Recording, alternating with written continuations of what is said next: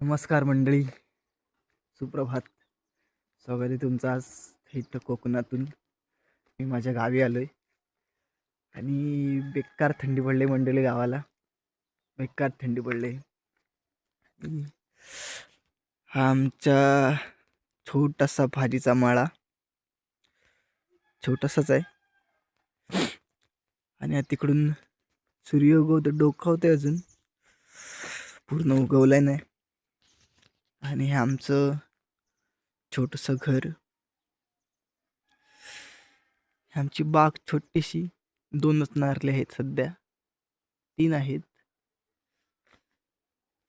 तर मंडळी कसं वाटतं या गारगार वातावरणात? नक्की तुम्ही या अनुभवायला गावी आमच्या. मी गावी आलोय सध्या. मस्त गारगार वातावरण आहे.